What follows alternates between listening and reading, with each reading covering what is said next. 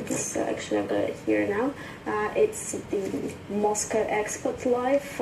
This one is autumn 2013, so they publish it quarterly. And Martin Andrews, he caught up with the publisher. Great guy with a moustache. Let's have a look. Kim, great to meet you. Good to meet you. Thank you very much for your time. Wanted to meet you for a while now. Moscow Expat Life magazine. That's us. It's a year old, is it? Just over a year old now. 4 issues. Tell me more about the whole idea of the magazine.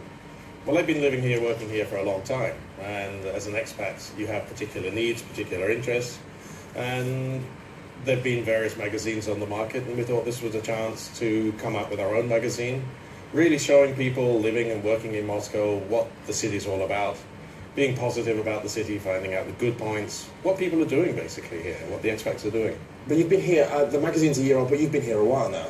I arrived the first time in '92, and I've had an office here since '94, so I've seen some changes, yes. Wow, there you have. Oh, yeah. Regarding the magazine, though, you do have competition. There are sort of similar magazines available, no?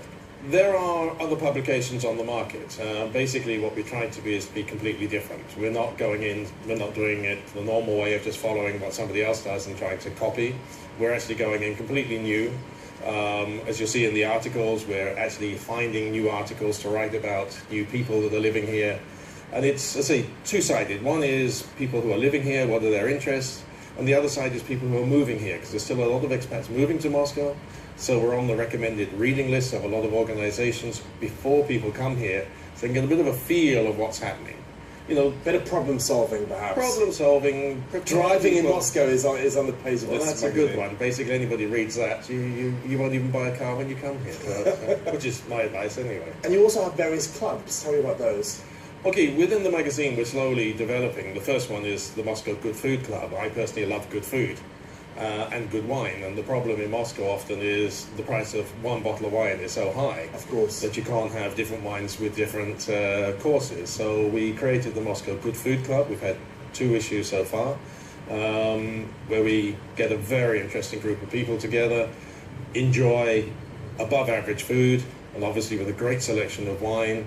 And it just works. It's just a great evening out. You know, it's non-commercial. It's just for fun. It features the restaurant. Meeting new people. Bringing people together. And over table, just people who like a little bit better. They're not looking for the 2-for-1s. They're not looking for cheap deals. They're looking for quality, classy food in a good environment. You know, not too high, not too low. And the magazine's in English, and it's free, We publish only in English, and we're completely free. which is perfect. Great. I presume you get money from advertising. That's the idea. Any advertisers out there, please send us your money. There you go. Where can people get hold of the magazine? Okay, we're in pretty much most of the expat restaurants, expat haunts. We're in all the schools. We work very closely with the schools, because schools are obviously very important to any expats that are coming here. Then we target most of the hotels, because there's a lot of visitors coming into Moscow, so they want to pick up information. These are people who may be moving to Moscow, and basically wherever expats are, we try to have the magazine. And would it be fair to say that your angle or spin is positive towards this experience we call Russia? Oh, definitely. I mean, Moscow is a great place. It is. We all have those problems sometimes in the morning, but Moscow is a challenge. But you've got to look at the positive side. If you go negative in Russia, Then you may as well go back home. Go home, of course, yeah, I agree. And if you like it, you know, just look for the positive. The sun's shining. They haven't cleared up the leaves here, so you can smell that beautiful autumnal air. We've got some construction in the back, but somebody's got to smile a nice moment, isn't it? And what are the plans for the future? Well, the magazine's going well. I say we've 4 issues behind us now, so we found our feet, so to Is that speak. quarterly? Quarterly. We only publish quarterly. It's much too stressful to publish more often. Right. And this gives us a chance to find in-depth interviews, interesting people. We're trying to look more. We got some very interesting interviews with Russian people who are working with expats, so we can actually cross that barrier. We're not just expats. And we're moving, you know, the advertisers are coming in, very interesting cooperation generally, and we're also having fun. So it's a good magazine and lots of fun, and nice to hear people's views, so any comments, we're always interested. And one thing I will mention is we do a lot for charity in the magazine. Oh, that's important. Okay. Because there's so many people here, especially a lot of the wives. The man is working, and the wives have got time, etc.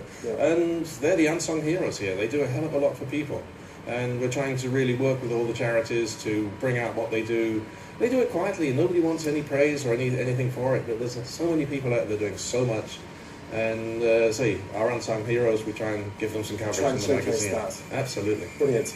Well, Kip, thank you very much for your time. Pleasure. And indeed the magazine. It's always great to read. Do you need some more? Well, yeah, why not? Look forward to the next one too. Okay, cool. Okay, pleasure.